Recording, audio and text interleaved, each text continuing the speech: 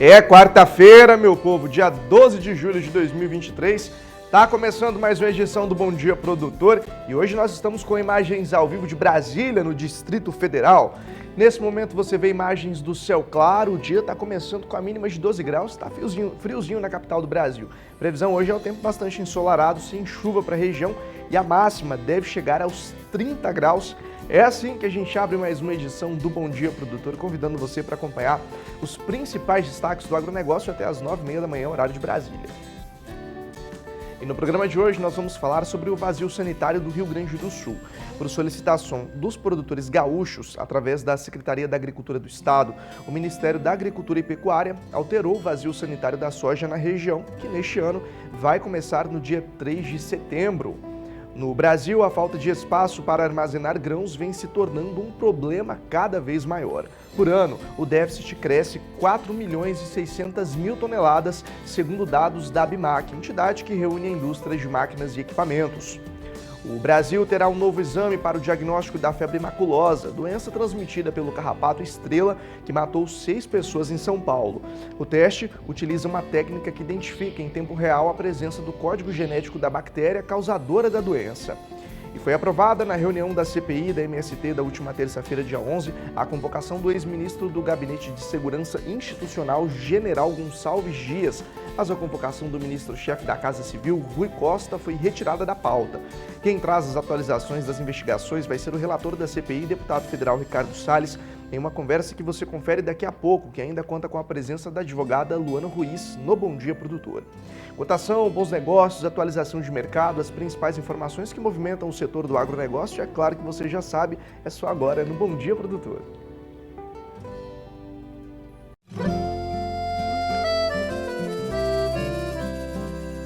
Acorda que o galo já cantou e o sol já vem fazer brotar mais um novo dia. Lenha no fogão, café pra esquentar e a bicharada no quintal. Bota pra molhar, tira leite no curral, arreia o cavalo, tem gado pra campear.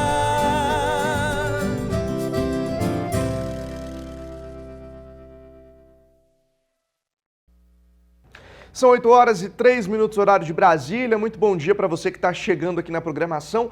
Bom Dia Produtor, sendo transmitido ao vivo pelas nossas redes sociais e também no portal sba1.com. E a gente começa o programa com destaques da capital federal. O presidente do Senado, Rodrigo Pacheco, anunciou na terça-feira o nome do novo relator da reforma tributária na casa. As informações com Flávia Rabelo. Flávia, bom dia para você.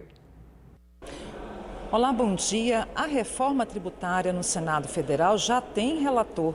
O senador Eduardo Braga, do MDB do Amazonas, na Comissão de Constituição e Justiça, CCJ. A proposta de emenda constitucional, segundo o regimento interno do Senado, impõe parecer da Comissão de Constituição e Justiça. Na sequência, será apreciada no plenário. O presidente do Senado Federal, Rodrigo Pacheco, disse que o Senado disporá do tempo necessário para analisar a proposta, mas espera que o texto seja promulgado ainda este ano e negou a possibilidade de a PEC ser fatiada para ter parte do texto aprovada com mais rapidez. De Brasília, Flávia Rabelo. Nós vamos agora para a cotação do boi gordo com a apuração da Scott Consultoria. Você já sabe, mas não custa lembrar. São preços para uma boiada comum, à vista e livres de fundo rural. Começando pelo Sudeste, com preços mínimos, tem queda de R$ 5,00 no Triângulo Mineiro. Eu te convido a acompanhar as atualizações comigo na manhã desta quarta-feira. Olha, a queda de R$ 5,00 no Triângulo Mineiro deixa o valor referência da arroba em R$ 214,50. Esse número vai se repetir em outras praças, apesar de não registrar alteração. Então a gente tem Belo Horizonte também a R$ 214,50, o sul e o norte do estado mineiro no mesmo valor referência, Rio de Janeiro também cotado em R$ 214,50, o Espírito Santo fechando em R$ 200,00 e Barretos e Araçatuba no interior de São Paulo a R$ 244,50, destacando para você mais uma vez que a única praça que registrou alteração então foi o Triângulo Mineiro. Vamos caminhando para o sul do Brasil e a partir de agora eu mostro para você como está o cenário por lá. Olha só, os números não estão apresentando variação na manhã desta quarta-feira. Começando pelo noroeste paranaense, arroba em 244,50. Em Santa Catarina, na região oeste, arroba permanece a 262. No Rio Grande do Sul, região oeste, o preço pago pelo quilo vem a R$ 8,85. Igualmente a Pelotas, também no estado gaúcho. Os números são avaliados aí pela Scott Consultoria e mostram para você como está o cenário para arroba Vista Livre de Fundo Rural. Caminhando para o centro-oeste, a partir de agora, a primeira tela vem aí para você observar comigo. Cenário de queda também em Goiânia, viu? Arroba R$ 3,00 mais barata, R$ 216,50. Tem mudança nesse valor de referência. As outras praças também não mudam na manhã de hoje. Goiânia na região, Goiás na região sul vem a R$ 219,50. Em Mato Grosso do Sul a gente tem Campo Grande e Três Lagoas a R$ 239,50. E Dourados, município na região sul do estado, R$ 244,50, também sem registro de variação. Segunda tela do Centro-Oeste, vem chegando aí para você também, para dar um passeio pelo Mato Grosso. Mato Grosso também não muda, viu, pessoal? Cuiabá vem a 210, assim como o sudeste do estado, e o norte do Mato Grosso, junto ao sudoeste, R$ 214,50. Mais uma vez lembrando que são preços para uma boiada comum, à vista e livres de fundo rural. Caminhando mais um pouco, vamos para o nordeste do Brasil. Antes da gente encerrar, deixa eu mostrar para você. Alagoas a R$ 239,50, Oeste Baiano R$ 214,50, o sul da Bahia e o oeste do Maranhão R$ 205. Agora sim a gente caminha para o final, norte do Brasil, nortão chegando aí na tela para você. Vou atualizar os números aqui, olha só. Tem alta de R$ 5,00 em Marabá, no Pará, arroba sobe R$ 5,00, chegando a 205. E tem alta de R$ 2,00 em Paragominas, no interior do estado paraense, arroba em R$ 205. As outras praças não mudam, você tem o Acre a 190, Redenção no Pará R$ 200, sudeste de Rondônia 205, sul do Tocantins a 205 e o norte do Tocantins fechando a R$ 210. São os números que você observa aqui na tela e você tem mais atualizações disponíveis também lá no portal sba1.com para ficar por dentro de como ficam essas atualizações diárias aqui do Bom Dia Produtor. São 8h08, horário de Brasília. Você vai ver agora que por solicitações dos produtores gaúchos, através da Secretaria da Agricultura do Estado, o Ministério da Agricultura e Pecuária, o MAPA, alterou o vazio sanitário da soja no Rio Grande do Sul, que nesse ano vai começar no dia 3 de setembro. O Ministério da Agricultura e Pecuária, o MAPA, atendeu solicitação dos produtores gaúchos e antecipou a data do vazio sanitário para a cultura da soja no Rio Grande do Sul, que passa a ser de 3 de julho a 30 de setembro. O novo prazo antecipa em 10 dias o estabelecido anteriormente pelo Ministério, a fim de melhor adequar o calendário de plantio da soja e outras culturas, que passa a ser de 1º de outubro de 2023 a 18 de fevereiro de 2024. Com a antecipação do vazio sanitário da soja, os produtores gaúchos poderão se organizar para cumprimento da portaria e enfrentamento da ferrugem asiática, que é considerada uma das doenças mais severas que incidem na cultura da soja, podendo causar danos que variam de 10% a 90% da produção, dependendo da região. Essa portaria foi publicada a pedido dos produtores, a fim de homogeneizar a medida de vazio sanitário e permitir melhores condições para o calendário de plantio das demais culturas que são estabelecidas no estado. O vazio sanitário é uma medida importantíssima, visando diminuir o inóculo da ferrugem asiática da soja nas lavouras de soja do estado e do país, visando principalmente a manutenção desse patrimônio agrícola que se estabelece no estado e no país, gerando tanta renda e possibilidades aos produtores. Portanto, uma medida fitossanitária importantíssima que vem em benefício da cultura da soja e toda a produção agropecuária do Rio Grande do Sul e do país.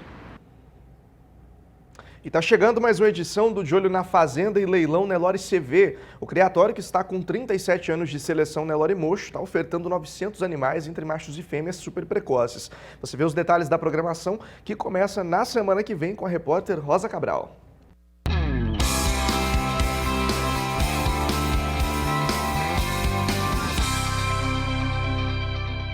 Bora de episódio parte 2, Grandes Criatórios Nelore CV. Numa coletânea de instantes, dos campos com IP florido às doadoras. Da safra 2021, elas estão prenhas pela primeira vez, com parição aos 2 anos. E aí a beleza do pasto de inverno. Aqui já produziu milho, soja. E agora vai ficar um pasto por alguns anos.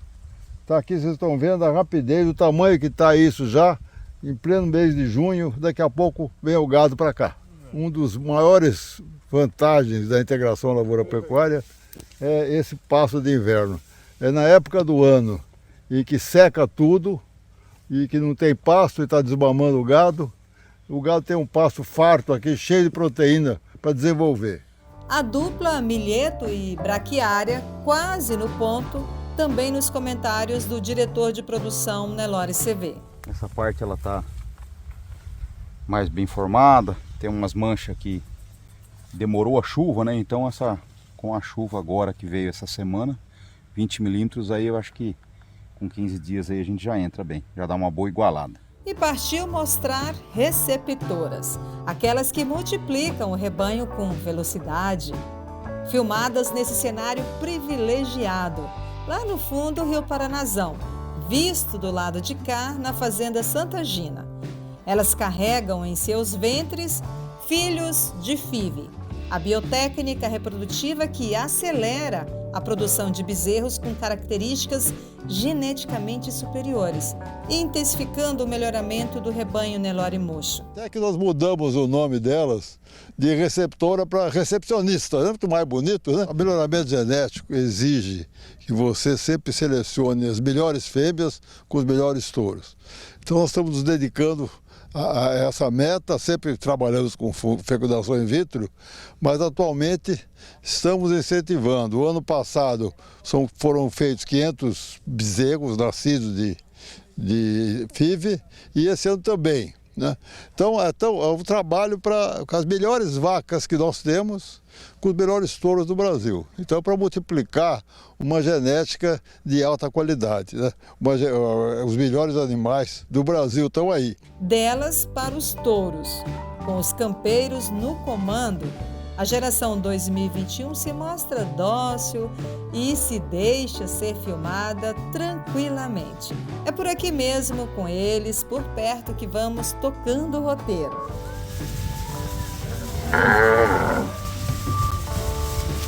Você vê, a qualidade está da prateleira de cima? Responde aí. A gente procura melhorar ano a ano. Estamos aí trabalhando com muita FIV, com muita fecundação in vitro, sempre pensando no melhoramento genético e buscando animais cada vez melhores e superiores. Trabalhamos com a NCP desde o começo e agora, esse ano e o ano passado, aceleramos as fecundações in vitro, pegando as melhores fêmeas e produzindo cada vez animais superiores geneticamente. Enfim, estamos aqui trabalhando com animação aqui para tocar essa coisa para frente.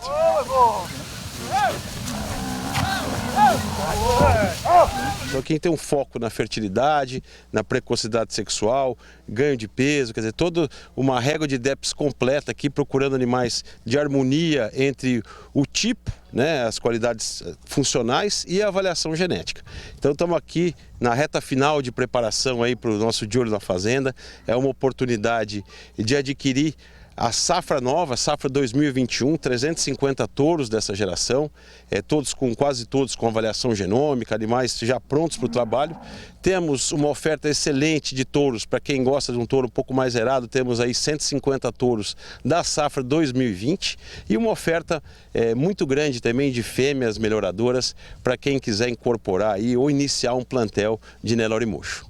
Com essa deixa da programação, ficamos por aqui, já de olho na prosa com Juliano Roberto sobre precocidade e manejo nutricional dos animais que vão para o mercado. Bacana, né? Até o próximo episódio.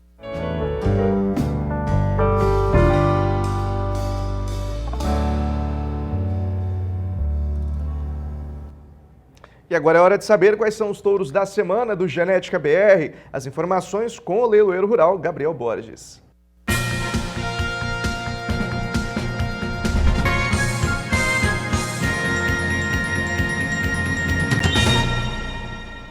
E você tem acompanhado as programações aqui do SBA, quando a gente fala em touros da semana, não perde oportunidade não. Você pode acompanhar pelo site sba1.com, @play.com, como pode nos acompanhar pelas mídias digitais, tanto o Instagram quanto o Facebook. Agora, o que eu falo para você é o seguinte, não perca a oportunidade não, porque durante a semana nós trazemos 5 reprodutores que ficam à disposição até o domingo seguinte com preços promocionais. E já vamos trazer aqui uma máquina na tela para você, Araguaia RMVC. Dá uma olhada no touro que nós temos aí. Olha a integridade física, a compleição física desse touro, touro de bom biotipo, costela larga, costela profunda, dá uma olhada que máquina que nós temos aí. E a bateria inteira não foge dessa regra não. Dá uma olhada no garapo da São Lucas, pode trazer para mim?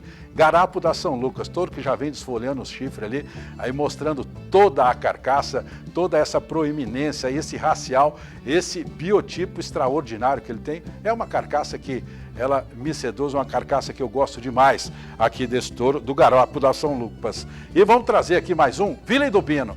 Olha a máquina, Vila do Bino, touro de mocotó grosso, aparelho reprodutor na régua. Então, para você que quer fazer bezerro pesado, olha um touro com condições especiais para você. Quer ver outro que chama muita atenção? Ghetto Five da Europa. Dá uma olhada na carcaça desse boi. Extraordinário, um touro que vem com mais de 17 pontos dentro do PMGZ, um touro que faz bezerro pesado, que é isso que você quer. Produção de bezerro pesado, belas fêmeas também, habilidade materna boa. E eu quero encerrar também com outra máquina. Quem que é o padrinho, né? É esse touraço, F-Sim Padrinho. Dá uma olhada, um padrinho que todo mundo quer, né? É uma máquina de produção, é um touro que realmente traz uma envergadura de carcaça maravilhosa e simplesmente numa condição especial. Agora, lembra da nossa regrinha dos touros da semana? Qual é a regrinha, Gabriel? É muito simples, mínimo de 200 doses por compra e máximo de 100 doses por touro.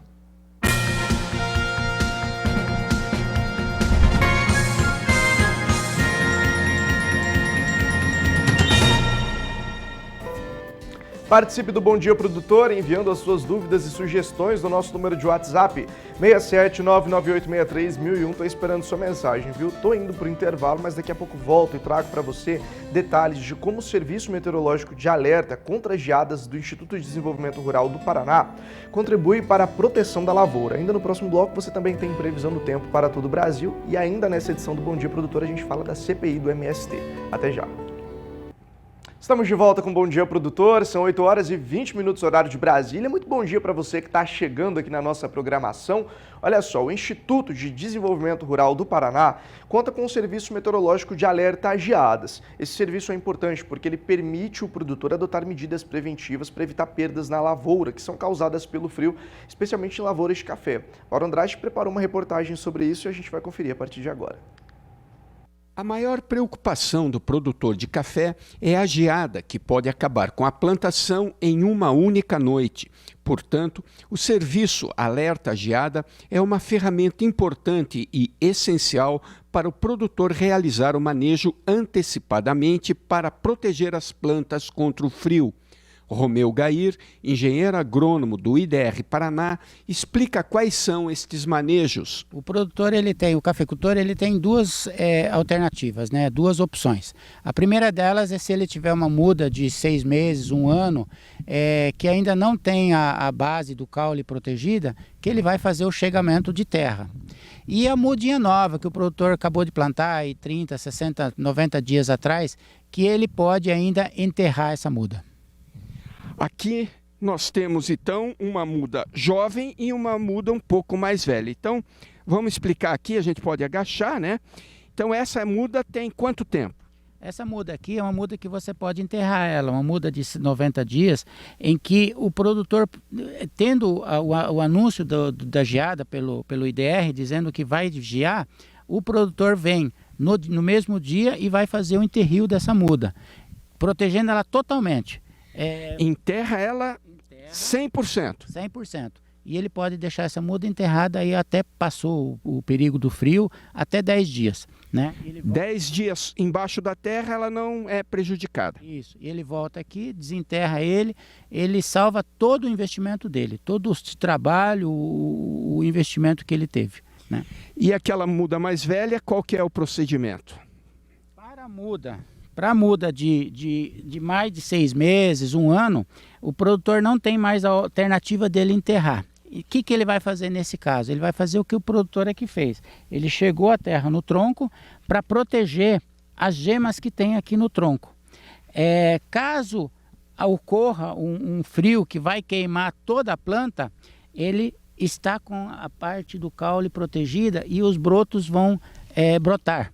Esses brotos vão ter a função de salvar a lavoura dele. E, novamente, o produtor vai ter um atraso de 1 ano, mas vai estar salvando todo o investimento dele. Ou seja, uma muda dessa, digamos que deu uma geada, queima todas as folhas, mas a parte de baixo, a raiz, está protegida. Isso. E também ocorre a geada de canela, que mesmo o produtor não tendo uma geada que vai queimar a parte aérea, ele acaba queimando apenas a canelinha do pé de café, que também vai afetar essa cultura futuramente. Então, olha, aqui está o procedimento correto. O Instituto de Desenvolvimento Rural tem um site onde o produtor pode acessar lá, consultar gratuitamente para ver se a região dele vai ter uma geada ou não.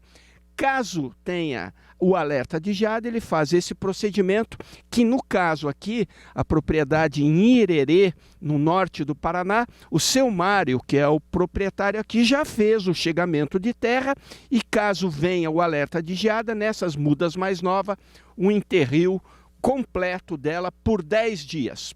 E aqui, quando que tem que tirar essa terra da canela? Ele pode deixar isso aqui, coloca agora no começo de junho, né, no início do risco do inverno, e vê deixar até começo de agosto. A hora que o tempo começa a esquentar, passou o risco de geada, de frio, ele pode fazer esse trabalho de desenterro. Então, ó, aqui enterra por 10 dias e aqui fica praticamente todo o inverno com a canela da planta coberta. Isso vai diminuir ou minimizar as perdas pela questão da geada. De Irerê, no Paraná, Mauro Andrade.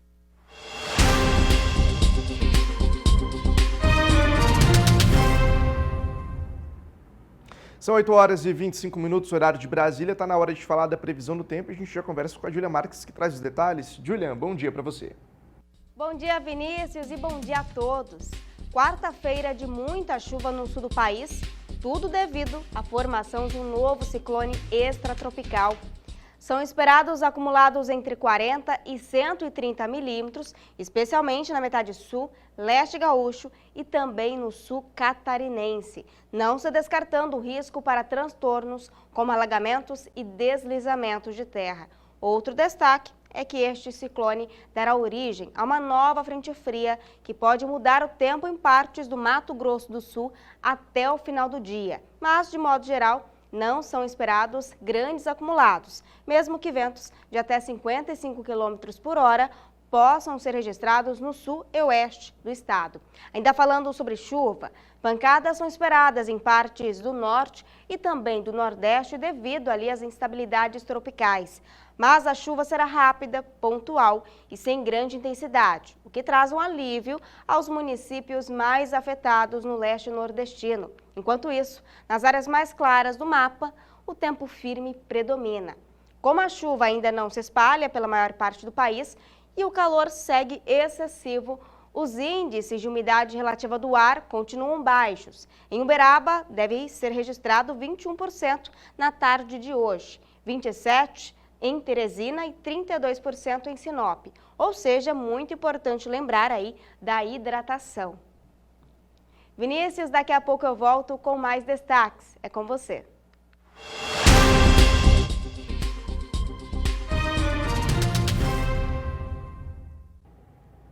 Antes do intervalo comercial, eu quero lembrar que você pode acompanhar a nossa programação pelo site sba1.com e também pelo Facebook do Canal do Boi. Nós ainda estamos ao vivo na NET Claro, além disso também pela Sky TV para você ficar por dentro do melhor da programação do Canal do Boi.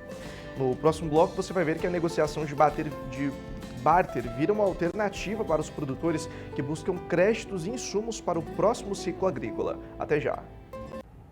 Estamos de volta com o Bom Dia Produtor, são 8 horas e 28 minutos, horário de Brasília. São mais de 25 anos na criação de Nelore PO em parceria com o Projeto Genética BR. José Augusto Foleto agora está disponibilizando para o mercado touros Nelore PO, melhoradores e muito bem avaliados pelos programas da BCZ e do Gene Plus. Vamos conhecer um pouco dessa bagagem genética na reportagem que teve produção de Rosa Cabral nos grandes criatórios da Fazenda Seriema. O assunto é temperamento.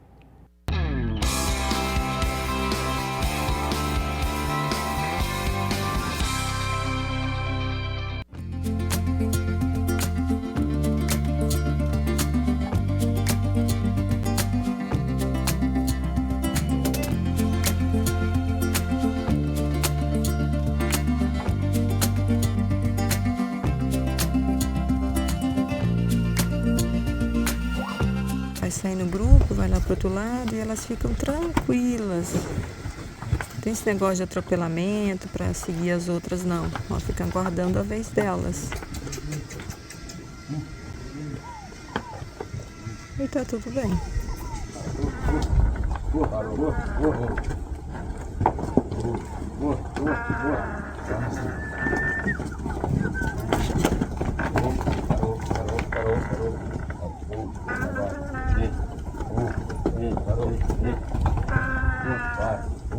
O gordinho.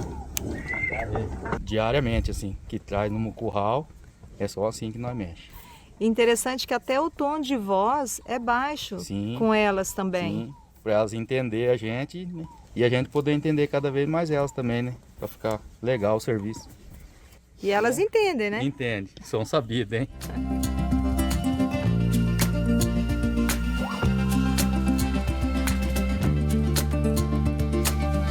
Essas novilhas, nós iniciamos um trabalho de reprodução no início da estação de monta. Todas elas foram submetidas à inseminação artificial 2 vezes e depois submetidas a repasse por touro.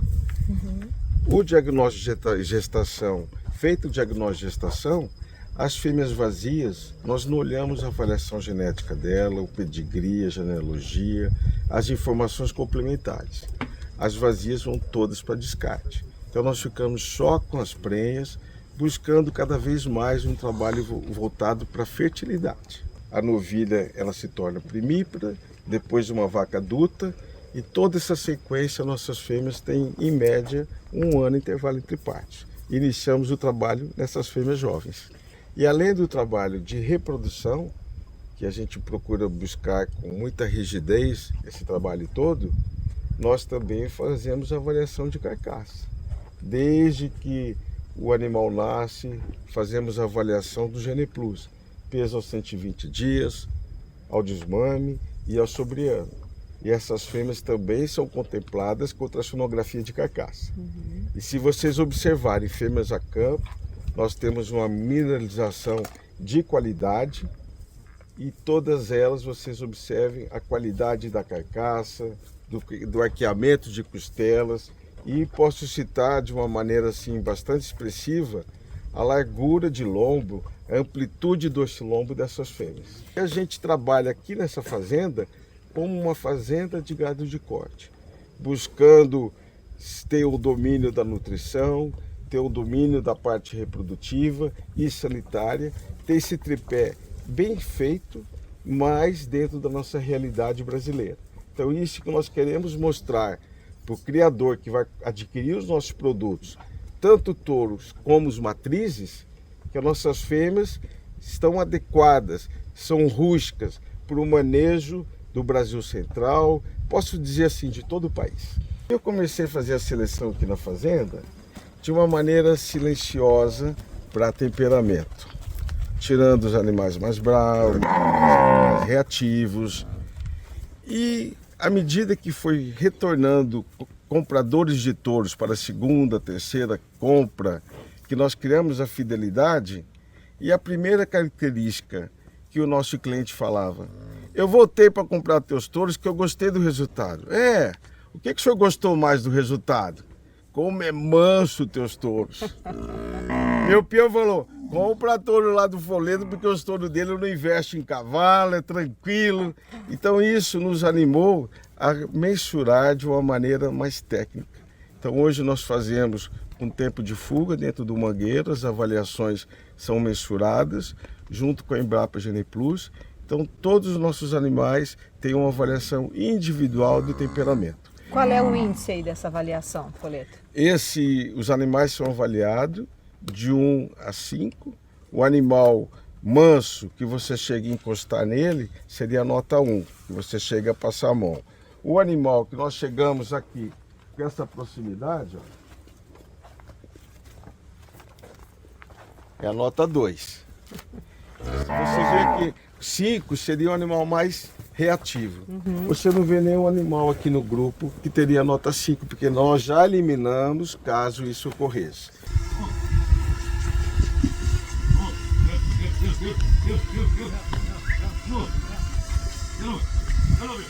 No mangueiro não tem bolsa, não tem uma vara para cutucar elas, é tudo na calma. Ele participa da avaliação de temperamento também, participa junto nas notas, dando notas junto. Como é que é? Fica aqui com a gente, Poleto. Agora você entrou no quadro, fique.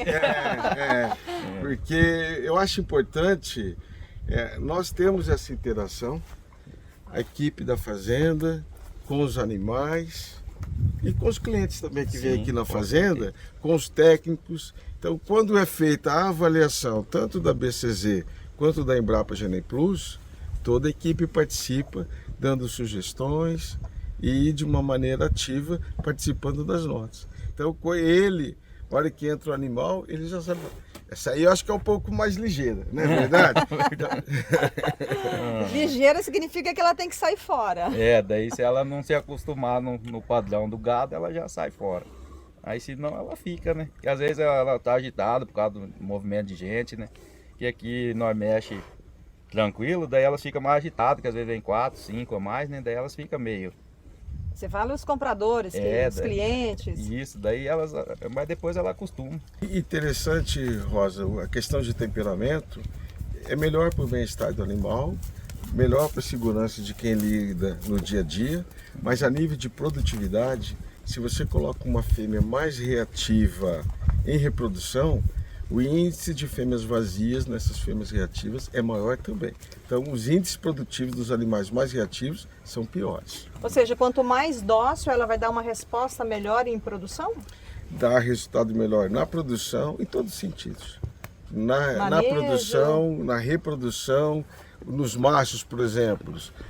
Eles demoram mais para se aproximar para comer, os animais num coxo ou um sal mineral, os animais reativos. Eles se machucam mais, então esse problema hoje nós não temos mais na fazenda, né? De animal pulando, seco, investindo, praticamente não existe. Não, aqui não, tá tudo. Agora eu estou vendo um detalhe aqui no animal, que são iniciais, né? Ali na paleta. O que é? Olha, a gente faz tudo para simplificar e facilitar o nosso serviço.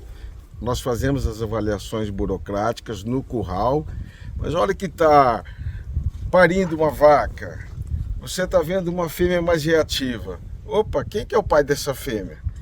É o touro A, touro B, touro C. Então a gente já vai tendo uma percepção o que pode continuar no trabalho ou não dentro da nossa seleção. Isso facilita no dia a dia, na nossa rotina. Está tudo dentro de um sistema de produção que envolve o contexto geral e isso dá uma dinâmica para o trabalho e facilita bastante. Isso facilita, acaba facilitando o serviço dele, acaba tendo mão de obra e a equipe já consegue saber, isso aqui é dessa linhagem, linhagem A, linhagem B, linhagem C, já acaba tendo domínio, tendo rebanho nas mãos, posso dizer assim. Que maravilha. Bom, pessoal, é isso, um bate-papo bacana aqui, né? Uma prosa como a gente gosta de falar, literalmente nos bastidores da fazenda. E no próximo episódio eu quero convidar vocês para a gente falar um pouquinho como são feitos os acasalamentos, né? Que também dão esse resultado aqui da mansidão do rebanho, né, Poleto? Isso mesmo. É isso, pessoal. Aqui nesta cena, o famoso Gerson Oliveira. É isso aí. Valeu.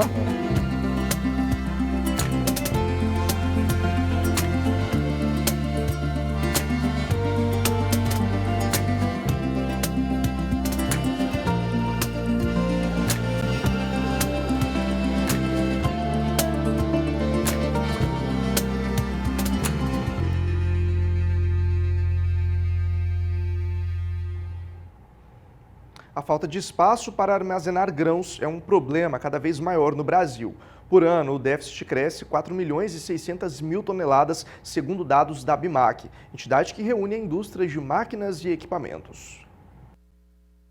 Hoje, a capacidade de armazenamento no país está em 194 milhões de toneladas. Só que a safra 2022-23 deve passar de 312 milhões, ou seja, faltam armazéns para 118 milhões de toneladas de grãos, o que obriga o produtor, em vários momentos, a vender barato para escoar a mercadoria. A ABIMAQ, entidade que reúne empresas fabricantes de máquinas de todo o país, calcula que seria necessário um investimento de 15 bilhões de reais por ano em armazenagem para acompanhar o crescimento da produção agrícola. O Mato Grosso, por exemplo, tem produção estimada de milho de 50 milhões e 100 mil toneladas na safra 2022-23. Este volume, se for confirmado, até o final da colheita, em setembro, supera em mais de 2 milhões e meio de toneladas a capacidade física de armazenagem de grãos no estado, segundo a Conab. Levantamento concluído no final do ano passado pela Conab indica que somente 14% das fazendas brasileiras contam com silos de armazenagem. No Canadá, o percentual é de 85%. Nos Estados Unidos, esse índice chega a 65%. E na vizinha Argentina, que hoje atravessa uma série de crise política e econômica, o percentual é de 40%. No Plano Safra 2023-24, o Ministério da Agricultura e Pecuária garantiu recursos de 81% maiores que os do ano passado para a construção de armazéns com capacidade de até 6 mil toneladas e em 61% para armazéns de maior capacidade. As taxas controladas serão de 7% a 8,5%. O governo afirma que o objetivo é fortalecer o financiamento de investimentos necessários à construção de novos armazéns, aumentando a capacidade de armazenagem. De Sinop, no norte de Mato Grosso, Valdir Pacheco. O Canal do Boi transmite nesse domingo às 14 horas, horário de Brasília, o 28º leilão presencial VAMA. Oferta de 100 touros Nelore PO avaliados aí com a realização da Ricardo Nicolau Leilões. E a gente segue para Sinop, no nortão do Mato Grosso. A Adriana Edival Filho já está por aqui para falar para a gente de bons negócios. Meu amigo, seja muito bem-vindo, bom dia para você. Bom dia para você, Vinícius. Bom dia para quem está nos acompanhando, nos assistindo. A gente chega agora cedinho, trazendo informações, oportunidades de negócio. Como você bem disse, a gente vem chegando com o Nelore Vama em sua 28ª edição, hein? 28ª edição, senhoras e senhores. Imagina a quantidade que esse povo não tem de seleção. Eu quero aproveitar e mostrar alguns dos animais que vão ser ofertados. Já traz para mim lá, por gentileza, canal Lote 11. Lote 11, nós temos um reprodutor que é realmente de chamar a nossa atenção pela qualidade, pela estrutura, pela conformação. Você vai acompanhando aí o Lote 11 agora, ó. É o filho do Rendif numa vaca Nero. Ele é DIF numa vaca Nero. O leilão é neste domingo com transmissão do Canal do Boi, às 14 horas Brasília, 13 horas no Mato Grosso querido aí, trazendo boas oportunidades. E eu quero salientar com você o seguinte, acompanhe o leilão pelo Canal do Boi, só se não puder, só se você não conseguir ir até o recinto, né? A Liliane Martinelli, juntamente com o Wilson Martinelli, juntamente com o Zé Ruia, todo mundo, né? Toda a equipe da família, estão à sua inteira disposição para fazer excelentes negócios, para te recepcionar lá no município de Nova Canaã do Norte. Tá aí o Lote 11 também, você vai acompanhando bem estruturado, né? O garrote, rapaz, chama muito a nossa atenção pela qualidade. Você quer ver só? Traz para nós também o Lote 12, por gentileza. O Lote 12 vem chegando. Eu quero lembrar também, quero salientar aos senhores o seguinte, que catálogo, ordem de entrada, vídeo dos lotes, qualquer informação que você precisar, é só manter contato conosco, tá certo? É só manter contato com a equipe da Ricardo Nicolau Leilões e fazer aí os seus investimentos, pedir catálogo, ordem de entrada, ficar municiado para chegar na hora você fazer os seus investimentos. O Lote 12 a gente tem um filho do calibre de uma vaca Hanuman, 43 de bola, 867 quilos. Lote 18, traz para nós o lote 18 lá também, por gentileza. Lote 18 vem chegando um touro, que é um dos destaques do leilão, tá aí o lote 18, que você vai acompanhando aí, ó. Nós temos um animal com certificado de superioridade genética, ou CSG, aquele Zzinho lá na perna dele, ó. Não, e dá uma olhada nele, vamos combinar, hein? Cara de macho, bem... Macho tem que ter cara de macho, não adianta não. Macho tem que ter cara de macho, senhoras e senhores. A transmissão é do Canal do Boi, mas é presencial lá em Nova Canaã. Vamos juntar todo mundo, vamos lá dar uma despesa pro Martinelli, pra família Martinelli, vamos embora. Vamos lá em Canaã dar uma despesa para ele lá, hein? Conto com você disso aí. Muita qualidade para você que está nos acompanhando. Esse touro aí, pra você ter uma ideia, é um animal de boa conformação, como eu estava dizendo para você. Esses animais do Nelore Vama, eles têm algumas características que são muito interessantes da gente ressaltar aqui. Uma delas é a seguinte, o Martinelli cria e recria esses animais a pasto. Então, assim, na parte ali, na idade que eles estão formando tendão, que eles estão formando ligamento, ossatura, musculosidade, é a parte que ela está mais leve, né? Quando ela está justamente na pastagem. E ele trabalha com integração, tem lá a planta lavoura lá, então, consequentemente, ele tem pasto de boa qualidade o ano todo. Chegando próximo ao leilão, que esse gado recebe uma suplementação. Só que quando ela, como diz, quando põe carga nela mesmo, a hora que vai turbinar ela já está completamente formada. Por isso que a gente tem animais com pouco problema de aprumo, com pouco problema de arrebentar aprumo. Né? É um touro que realmente forte, que vai cobrir vaca, que você vai usar ele na sua fazenda aí por muitos e muitos anos, com total tranquilidade e com certeza, sem sombra de dúvida, obter excelentes resultados. O lote 18, deixa eu passar a capivara dele para você. O lote 18, nós estamos falando do filho do Rengalo numa vaca Donato, 40 de bola. Ele é DECA 1, 788 quilos, de muita qualidade, senhoras e senhores. Deixe-me mostrar lá também. Cadê? Esse é o 18, 44. Traz para nós também o 44, lá vem chegando o 44. 44 vem chegando lá. Nós temos mais um excelente reprodutor, o lote 44. Agora nós estamos falando do filho do Mukesh. Mukesh numa vaca Hanuman, 39 de bola, 776 quilos agora também, mas com muita estrutura. Lote 44, 44. Também de muita estrutura, também de muita conformação. A torama do Martinelli, assim, esse ano, ela vem muito equilibrada, né? Você viu viu todos. Os animais vêm realmente com muita qualidade, com o mesmo o biotipo, né? Muito parecido, muito interessante. Tá aí o lote 44, ó. Olha também que musculosidade, que arqueamento, que convexidade, né? Que linha dorso espetacular. Você percebe assim, o garrote é forte, né? O animal é sadio. Como é bom a gente ver um animal sadio desse jeito, né, rapaz? Essa é a torama do Martinelli, ó. Este é o lote 44, de muita qualidade, como você vai acompanhando aí. O lote 44, passei as informações dele para você, né? Mukesh numa vaca Hanuman. Vamos lá pro 63, traz para nós o 63 também, você que está me assistindo agora dos mais diferentes rincões deste Brasil. Nós teremos frete grátis para todo o Mato Grosso, frete grátis. Algumas consultas para estados vizinhos sob consulta, tá certo? Parazão até Novo Progresso, o Martinelli também vai fazer a sua entrega, tá certo? Olha aí também, este é o lote 63. Lote 63, nós estamos falando de um filho do 2700, que é touro de repasse lá do Vama, e ele é armador numa vaca general da Mundo Novo. Então assim, você vai vendo assim, a torama, entrou touro, saiu touro, ela continua no mesmo padrão, né? Ela continua na mesma bitola. Rapaz, tem um controle de um ar-condicionado aqui, eu acho que nós vamos ter que parafusar ele na parede. Vamos ter que parafusar ele na parede, porque tem perna, né? Tá aí, ó, lote 63. Deixa eu mostrar mais um lote lá para quem tá nos acompanhando, assistindo de casa agora, lote 6. Lote 6, ventando demais, ué, parecendo que eu tô num tufão, como é que chama? Uma turbulência. Tá aí o lote 6 agora, que tá me acompanhando, o lote 6 aí. Lote 6, nós temos um filho do Logan numa vaca Berlock. Hoje eu estou sendo muito bem assessorado pelo meu amigo Alisson. Alisson, tá lá o Alisson.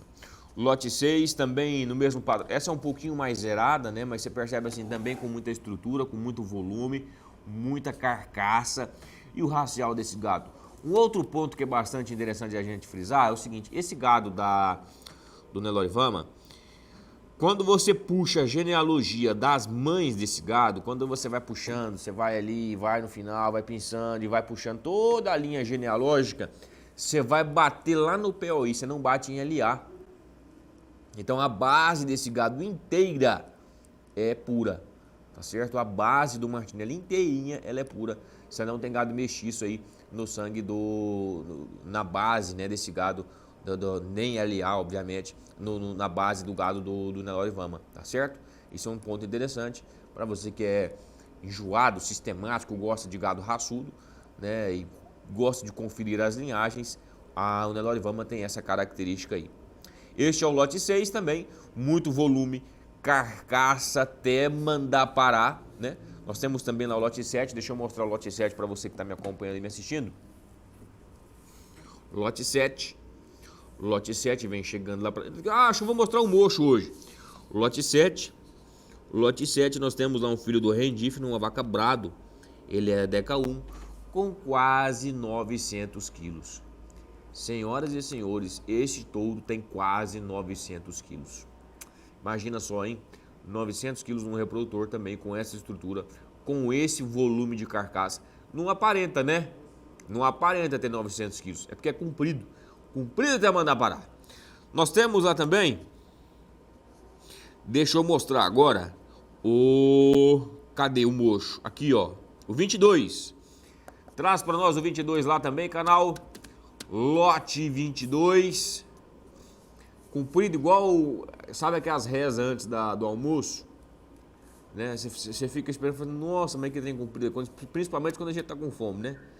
Lote 22, nós temos lá um filho do Vêncios, numa vaca reno, 39 centímetros de circunferência escrotal lá, seus 32 meses. Tem mocho também, viu? Nós teremos aí, se não me engano, salvo engano, 2 mochos para o leilão, 2 mochos para o evento. Então a Torama vem com essa estrutura, com essa qualidade, com essa bitola para você que está nos acompanhando aí. Teremos alguns reprodutores mochos também. Qualquer dúvida, informações, você vai ligar nos telefones que vão aparecendo no rodapé do vídeo lá. Pedir catálogo, fazer cadastro, ordem de entrada, deixar tudo no jeito alinhado. E aquele negócio que eu te falei antes, você só vai assistir pelo canal do Boi se não tiver jeito de ir no recinto, hein? Se tiver jeito de ir no recinto, você vai no recinto lá que eu vou estar te aguardando para a gente fazer excelentes negócios lá, tá certo? Meu amigo Vinícius, assim eu encerro minha participação por aqui. Um forte abraço a você, os amigos que estão sempre nos acompanhando aí dentro do Bom Dia Produtor. Até mais. Tchau, tchau. Valeu, meu amigo. Obrigado pela sua participação aqui no Bom Dia Produtor. São bons negócios, inclusive mais detalhes no sba1.com. 8 horas e 52 minutos, horário de Brasília. Está na hora da Júlia Marques voltar com mais informações da previsão do tempo. Júlia, com você.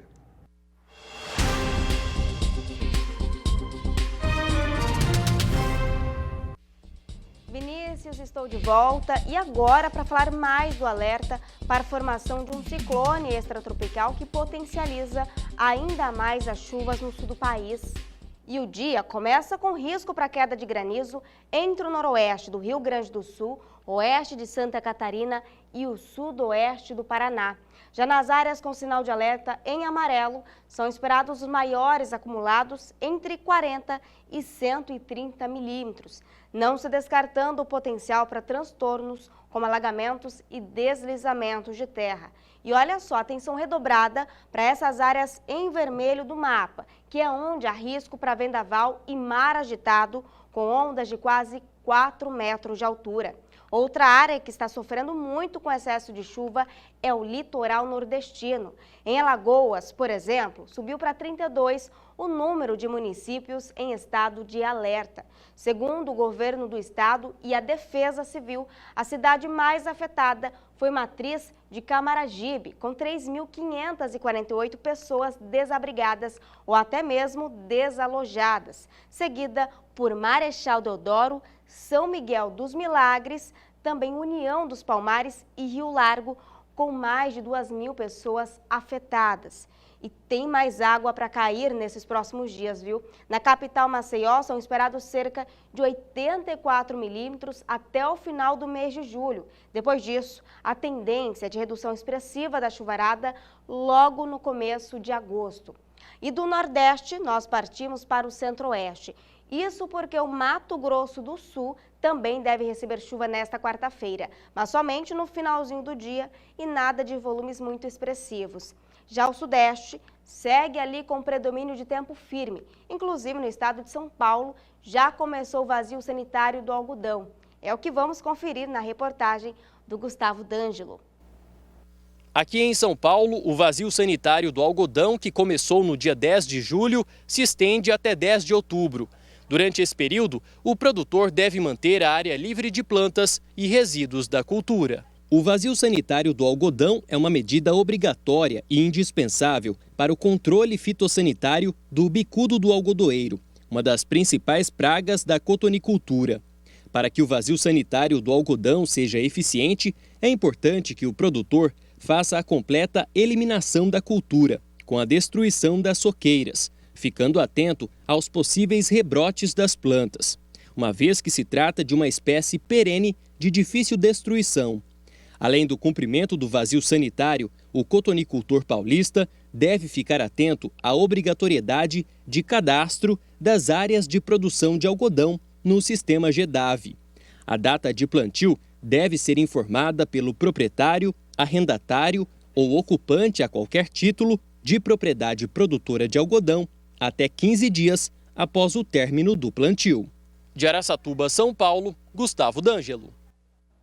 Bom, tá aí, né? Agora vamos dar uma olhada em como ficam as mínimas de hoje.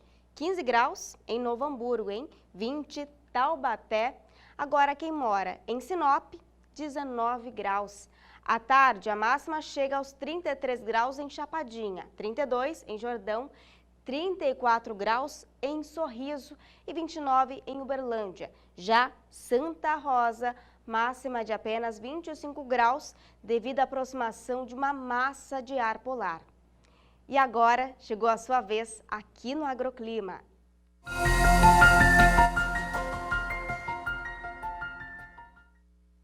E hoje a previsão do tempo vai para o Edgar Rassi, de Ituporanga, Santa Catarina. E olha só, na sua cidade tem previsão para chuvas mais expressivas nesta quarta-feira. E depois, a queda acentuada nas temperaturas. Máxima hoje 20 graus, mínima 16. Essa outra previsão aqui vai para Cleia Lourdes, de Frederico Westphalen, Rio Grande do Sul. Nesta quarta-feira, a previsão é de muita chuva, o que pode gerar transtornos na cidade. Então, atenção redobrada. Quanto às temperaturas, não devem passar dos 22 graus. Participe você também das nossas previsões, viu? Mande uma mensagem para o número 67 99264 7810. Ou então comente nos nossos vídeos do YouTube com o seu nome completo, além, é claro, do nome da sua cidade. Até amanhã.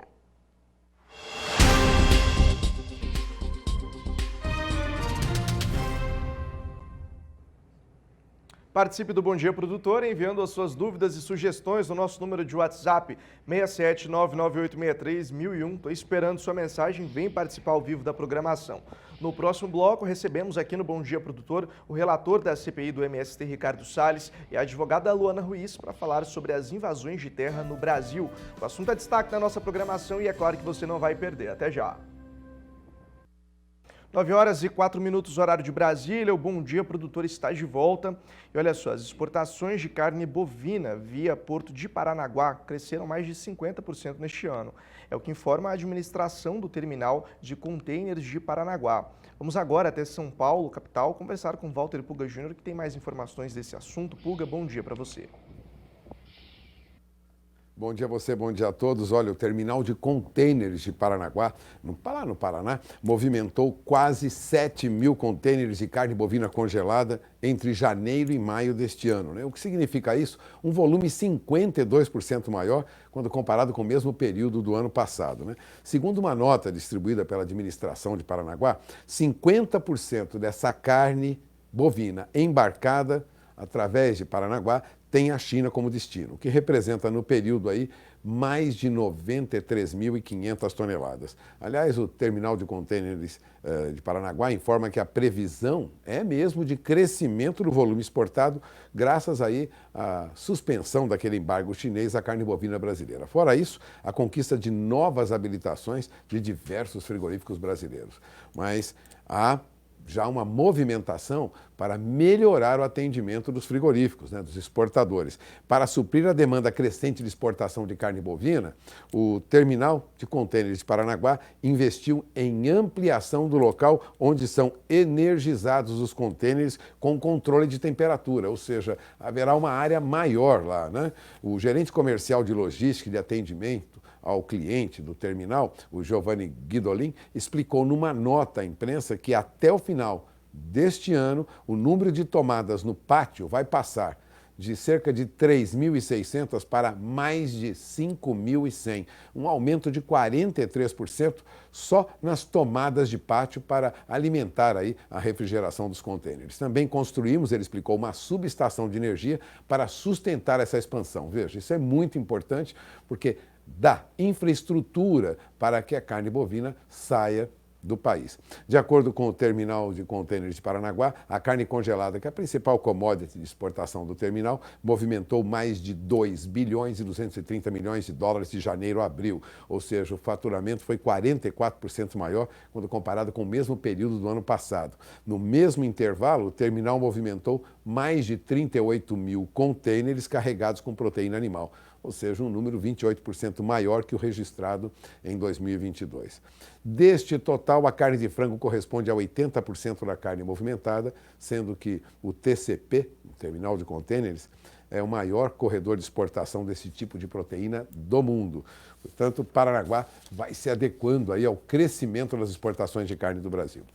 E vamos rapidamente para o mercado financeiro, porque a abertura das negociações com o dólar, você acompanha agora, o dólar abre em queda, já cai para R$ 4,85. Neste momento a baixa é de 0,18%, depois de uma queda ontem bem acentuada, né? Ontem o dólar recuava quase 0,5% frente ao real, na semana perde pouco, perde 0,13%, mas neste mês ainda tem alta de 1,5%, ou seja, julho ainda mostra o dólar se valorizando frente ao real. Vale lembrar, no entanto, que neste ano o dólar perde quase 8% frente ao real. Portanto, houve mesmo uma desvalorização do dólar frente ao real neste ano.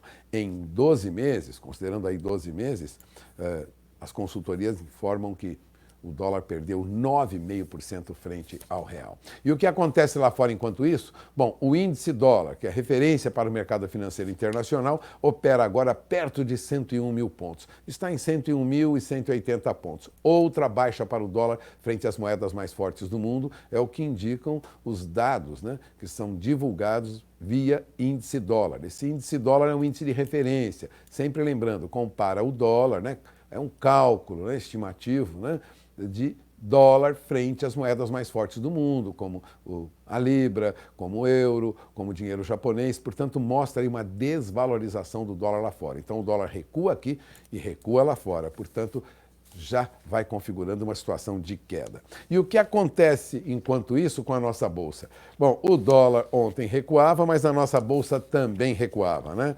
No final do dia, o índice Bovespa, que é o principal índice de referência da Bolsa Brasileira, recuou 0,61%, voltou a se aproximar dos 117 mil pontos. Ora, nós temos um movimento aí de baixa para o índice Bovespa, de mais de 0,60%. Aquela recuperação da nossa Bolsa está ficando para trás. Aliás, chegou na mínima a operar perto aí de 115.700 pontos, abaixo de 116 mil pontos. Nossa Bolsa veio em queda. E essas são as principais informações até este momento. Durante a nossa programação você terá mais detalhes sobre a evolução dos negócios no mercado financeiro e com as principais commodities agrícolas, agropecuárias, entre as mais negociadas no Brasil e no mundo. Vinícius? Obrigado, Pulga, pela sua participação. Excelente dia para você. Até amanhã. São 9h09, horário de Brasília. A CPI, que investiga as invasões criminosas de terras no país, encerra a primeira fase dos trabalhos e só volta em agosto. Os parlamentares garantem que a comissão parlamentar já produziu o primeiro resultado, a diminuição das invasões de terras pelo Movimento Sem Terra. Há 5 dias do recesso parlamentar, a CPI, que investiga as invasões de terras praticadas pelo movimento dos Sem Terra, altera pautas mediante acordo entre governo e oposição para a primeira semana de agosto, após o recesso parlamentar.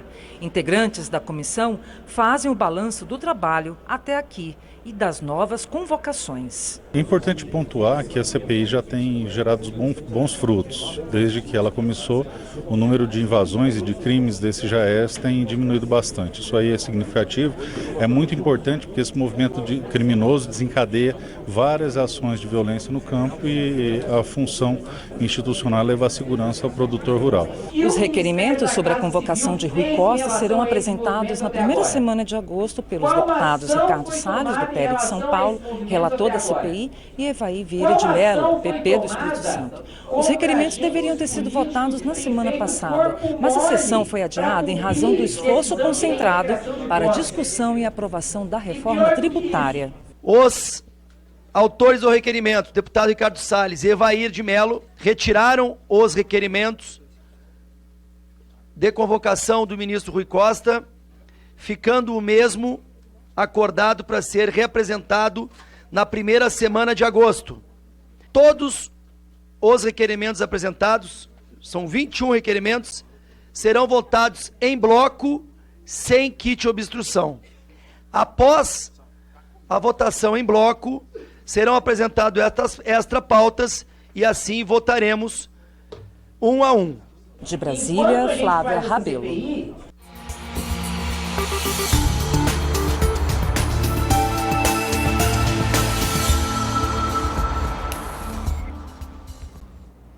Nove horas e 11 minutos, horário de Brasília. Bom, a gente passa a destacar a partir de agora esse assunto da CPI, porque foi aprovada na reunião desta terça-feira, dia 11, a convocação do ex-ministro do Gabinete de Segurança Institucional, general Gonçalves Dias, para entender qual a relação do governo Lula com o movimento.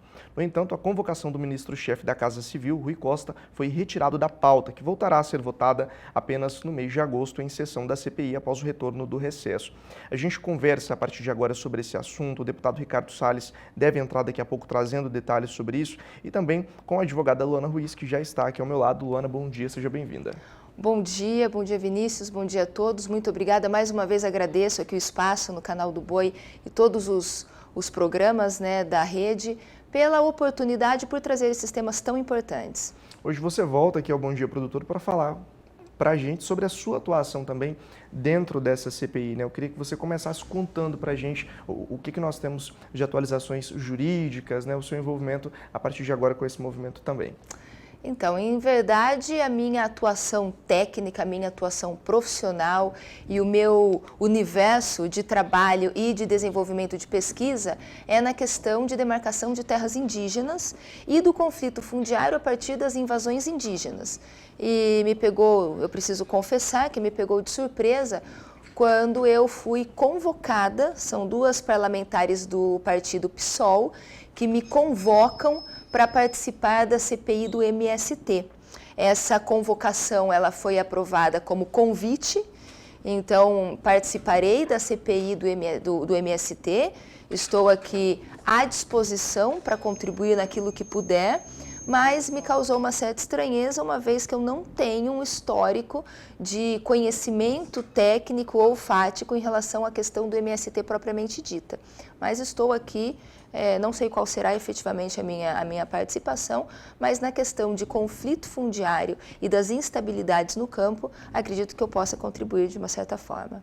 Um ponto interessante que a gente tem é que, até fazendo uma análise, nós conversávamos isso aqui nos bastidores, é que apesar de serem dois movimentos muito diferentes, né, o movimento das invasões indígenas e do MST, há uma ligação que prova proximidade na forma como isso tem acontecido, né? Pontos de convergência, né? MST e questão indígena têm uma natureza completamente distinta, em especial no contexto histórico, né? A realidade do MST, a origem, os fundamentos e a questão indígena, mas nós temos ali os pontos de contato que são bastante, os pontos convergentes que são bastante decisivos. Por exemplo, conflito fundiário. MST invade propriedade rural, o movimento indigenista invade propriedade rural. Outro ponto que converge é a questão do fundamento. Nós ali acompanhando algumas sessões da CPI, houve uma explicação daquela famosa invasão dos sem terra lá naquela empresa Suzano.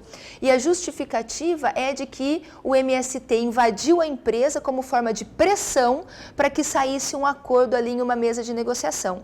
Nós temos o histórico, especificamente aqui no estado do Mato Grosso do Sul, em que antropólogos vinculados à FUNAI, no contexto de reuniões com o Ministério Público Federal, colocam à mesa que as invasões é uma forma de pressão dos indígenas para conseguirem ali a efetivação daquilo que eles acreditam lhe ser de direito. Inclusive saiu recentemente, né, um post também dessas parlamentares que defendem a pauta de que luta não é crime. Realmente, a luta por si só não é crime, nós estamos falando de invasão de propriedade. Outro ponto de convergência também dos conflitos fundiários do MST e dos conflitos fundiários na questão indígena. Nós tivemos aqui no Mato Grosso do Sul a CPI do CIMI, Conselho Indianista Missionário, então envolvimento maciço de entidades religiosas, em especial de braços ali da Igreja Católica, tanto em relação até à pastoral da terra, enfim, tanto no universo do MST como na questão indígena. E nós tivemos na Câmara dos Deputados a CPI FUNAI e INCRA. E nessa CPI lá na Câmara dos Deputados FUNAI e INCRA, constatou-se no universo das invasões por indígenas financiamento das invasões por ONGs, inclusive financiamentos internacionais. No universo do MST, agora, nesses trabalhos já realizados, levantou-se por diversas vezes a contribuição financeira ao MST por parte de ONGs e, nesses casos, muitas vezes com recursos, as ONGs são impulsionadas com recursos públicos, esses recursos acabam indo ali para financiar as ações do MST. Então, temos aí, por mais que historicamente são fatos, né, pontos totalmente divergentes, nós temos vários pontos convergentes e a cereja do bolo é o conflito fundiário que ambos os movimentos geram. Agora, havia um medo muito grande, né, quando a troca do governo no período de transição começou, porque especulava-se que o número de invasão cresceria muito, né, tanto por indígenas quanto do movimento sem terra. De fato aconteceu, a gente teve um número muito expressivo no início do ano, foi até, de certa forma, recorde, as invasões aconteceram num tempo muito pequeno, muitas invasões, só que com a instalação da CPI, uma diminuição muito significativa, né, nesse período houve apenas uma invasão. Como que a senhora avalia esse período, essa chegada e essa atuação da CPI para tentar impedir que novas invasões aconteçam e investigar o que já aconteceu? Bom, a CPI, ela é uma investigação, certo? Se eu estou praticando uma conduta e eu tenho convicção de que a minha conduta é legal, é legítima e que eu estou nos ditames da lei, quando começa uma investigação, eu não preciso parar aquilo que eu estava fazendo diante da convicção da legalidade e da legitimidade dos meus atos. Agora, se o MST promoveu, do começo do governo Lula até a abertura da CPI, 56 invasões. E da abertura da CPI até hoje, essas invasões estagnaram, é porque a leitura possível de ser feita é que há realmente a compreensão de que aquela conduta, eu não vou usar o termo ilegal, porque hoje nós somos, né, condenados até pelo pensamento, então de que são condutas ali pelo menos questionáveis ou ilegítimas e acharam melhor puxar o flap. Por quê? Por que puxaram o flap com a mera instalação da CPI, se é uma conduta tão genuinamente legítima? Então, acho que os fatos respondem por si só. Existem pontos de contradição nessa conduta genuinamente legítima? Por parte do MST. O fato de ter parado já é uma contradição, porque ao mesmo tempo que eles defendem a legitimidade, a legalidade das condutas como sendo uma luta, um movimento social, quando começa uma investigação, eles param com aquela conduta, a contradição já está aí. Porque se tivesse a convicção dessa legalidade, dessa legitimidade, eles não precisariam parar a sua luta pela mera abertura de uma investigação. Agora, Luana, é importante destacar também que há uma diferença na forma como a penalização é aplicada para o movimento de invasão indígena e para o movimento sem terra, né? Como que é essa aplicação da lei para esses grupos distintos? O fundamento, porque o que acontece? Quando o MST busca, né, ele vai para uma invasão como forma de pressão ou luta, ou o que quer que seja, que tentam legitimar o crime de invasão de propriedade privada, O fundamento ali é reforma agrária, o tripé da função social da propriedade, e se a propriedade não cumpre com a sua função social, ela é apta a ser desapropriada para fins de reforma agrária. Nós temos um elemento ali muito objetivo, um critério bastante objetivo. Sendo a propriedade comprovadamente legal, legítima e estando cumprindo com a sua função social, aquela invasão ganha contornos de irregularidade e vai ser cumprida uma reintegração de posse. Na questão indígena é diferente. Quando existe um conflito fundiário e uma invasão, o fundamento é de que aquela terra é tradicional, de que existe uma cosmovisão, que é a visão do mundo, uma cosmovisão da comunidade indígena, de que aquilo ali é a sua alma, é o seu território, é a sua essência enquanto ser humano.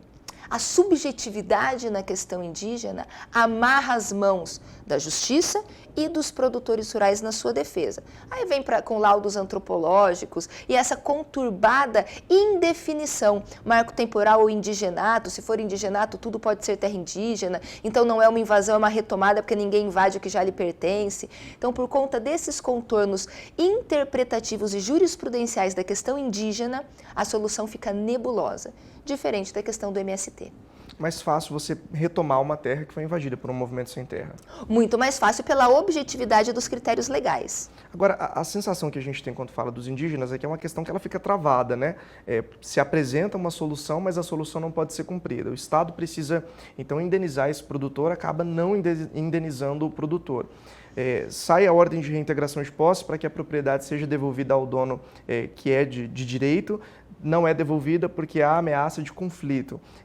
Quais passos, o que fazer numa situação como essa? Olha, nós não temos uma receita do bolo para resolvermos o problema. Mato Grosso do Sul hoje tem o quê? Quase 200 propriedades invadidas. Acredito que nós não temos nenhuma unidade da federação que não enfrente conflito fundiário.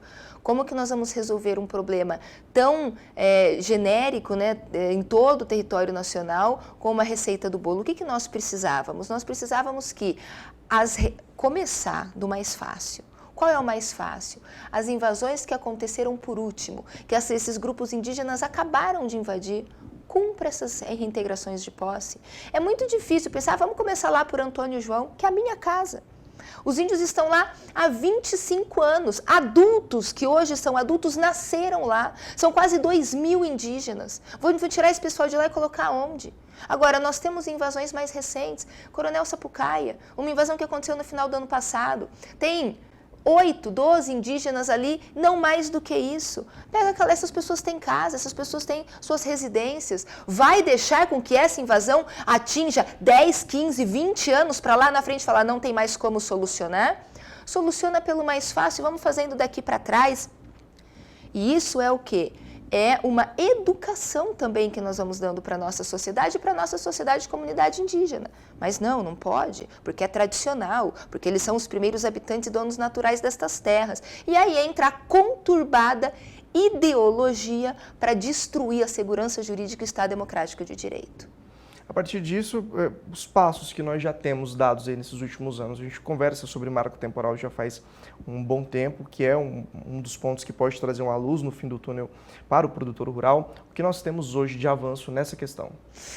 Bom, o marco temporal ele está hoje no Congresso Nacional e no Supremo Tribunal Federal. Então, nós temos uma vertente política e uma vertente jurídica discutindo o marco temporal. Lá no Congresso Nacional, na Câmara dos Deputados, foi o PL 490, aprovado, agora vai para votação no Senado, do Senado para o presidente da República, sanção ou veto. Sendo o presidente Lula, não consigo nem imaginar uma sanção, né? Acredito que vem aí, não vai sancionar a lei, creio que venha um veto, o veto volta para a Câmara dos Deputados para manutenção ou derrubada desse veto, e aí espero que a Câmara dos Deputados derrube um possível veto e nós tenhamos ali então o marco temporal, proibição de ampliação, esbulho renitente, exploração em terras indígenas, exploração econômica em terras indígenas pelos próprios indígenas, teríamos isso no universo de uma lei. Enquanto isso, a mesma matéria tramita no Supremo Tribunal Federal, lá naquele recurso extraordinário. Nós tivemos uma primeira decisão do Edson Fachin, que é o relator, votando pelo indigenato. O Brasil inteiro já é terra indígena, o índio pode ter qualquer centímetro quadrado de terra que ele quiser, independente de processo administrativo demarcatório. consta no voto do ministro Edson Fachin. O segundo voto apresentado foi o voto do ministro Cássio Nunes, traz o marco temporal, os indígenas vão ter as terras demarcadas desde que as estivessem ocupando e habitando em 1988 de forma tradicional. E veio o terceiro voto do ministro Alexandre de Moraes, e o Alexandre de Moraes apresentou o seguinte: ele afasta o marco temporal, ele afasta a questão do esbulho renitente, ele fala que todo o território nacional pode ser demarcado como terra indígena, mas se um determinado espaço, uma determinada propriedade está sendo demarcada como terra indígena, mas já era titulada legal e legítima pelo particular, esta área, sendo demarcada como terra indígena, terá a terra nua indenizada, não só as benfeitorias, mas também a terra nua. Basicamente, ele juntou o voto do ministro Edson Fachin com a indenização. O Brasil inteiro pode ser demarcado como terra indígena, mas sendo demarcado como terra indígena, o proprietário terá a indenização, inclusive da terra nua. É uma solução com certeza absoluta. O Estado brasileiro não pode tirar na mão grande aquilo que é meu. A indenização é uma solução. Mas a indenização sem o marco temporal é um tiro no pé. Porque hoje, 14% do território nacional já é terra indígena. Esses 14% são objeto de cerca de 500 processos. Nós temos mais cerca de 400 processos lá no forno da FUNAI para sair um bolo quentinho para nós de mais quanto por cento? Qual a fatia que vai ser recortada além desses 14% do território nacional? Tem dinheiro para tudo isso? Nós vamos sair demarcando o Brasil todo e indenizar como? Indenizar quanto? Um Brasil que precisa de infraestrutura, logística, alimentação, saúde, educação, vai começar agora a indenizar produtor rural para dar para índio que não é de índio, porque pelo indigenato eu não consigo conceber que todo o território nacional seja terra indígena. E mais, o ano passado os nossos ministros estiveram nos Estados Unidos, o ministro Dias Toffoli, na discussão do clima, levantou: precisamos demarcar as terras indígenas, mas precisamos garantir a propriedade privada com indenização ao produtor rural. Mesmo porque, segundo o ministro, o Brasil deve 2/3 do seu território para as comunidades indígenas. Ora, 2/3 do nosso território, eu quero saber de onde vai vir dinheiro para indenizar produtor rural. E outra, o produtor rural que lá está produzindo. Nós acabamos de ver aqui o aumento de quase 60% da exportação de carne pelo Brasil para a China depois do fim do embargo. Quem vai ocupar essas terras? O que esses indígenas vão produzir? Como é que fica a estabilidade da balança comercial brasileira? É muito séria essa questão para nós ficarmos aí pensando em cosmovisão. Não dá para cruzar os braços e esperar que alguma solução desça do alto, né? A gente precisa fazer alguma coisa. A gente precisa encerrar nossa entrevista, são 9h27, tem um minutinho aqui. Infelizmente o deputado Ricardo Salles não conseguiu acessar o link que foi encaminhado para que ele participasse com a gente ao vivo, mas nós vamos remarcar essa entrevista para que ele volte. Inclusive, a Luana também é convidada para voltar aqui e trazer mais informações. Mas, Luana, para a gente encerrar aqui, tem mais um minutinho ali. 2 braços que precisam ser resolvidos, o MST caminha um pouco melhor em relação à questão do indigenato para o produtor. Qual é o seu recado? Como que ele pode se preparar aí para os próximos capítulos? Mas só aproveitando um minutinho para falar do MST, uma coisa importante, é palatável, é uma pauta bonita, todos produzindo, terra para todos, dignidade para todos, alimento acessível, seria o mundo ideal, né? Nós não vivemos no mundo ideal, mas quando você entra lá no site do MST, 2 pontos eu acho que merecem destaque. Para você, que nos acompanha e que às vezes pensa que reforma agrária, não é reforma agrária, que esse movimento criminoso de invasão de propriedade privada pelo MST talvez não seja tão criminoso assim. Entrando no site do MST, lá consta que o Brasil deve limitar as exportações. Nós não devemos mais exportar. Vamos nos fechar agora e vamos ser aqui uma república tupiniquim. Primeiro ponto. Segundo ponto importante de observar no site do MST, que as concessões dos meios de comunicação não devem ter finalidade de rentabilidade, ou seja, não deve ter fim lucrativo. É o que? A estatização dos meios de comunicação. Então nós estamos ali diante realmente de pautas ideológicas socialistas e comunistas, e esse mal tem que ser extirpado pela raiz, é a publicização da propriedade privada, é o que pretendem. Ao produtor rural, acredita, produza, que nós não vamos perder essa guerra. Luana, obrigado pela sua participação. Mais uma vez, muito obrigada. E a você de casa, obrigado pela sua audiência aqui no Bom Dia Produtor. Daqui a pouco o programa está disponível na íntegra para você, inclusive com essa entrevista no nosso canal oficial do YouTube. Amanhã, às 8 horas, horário de Brasília, a gente está de volta. Tchau, tchau.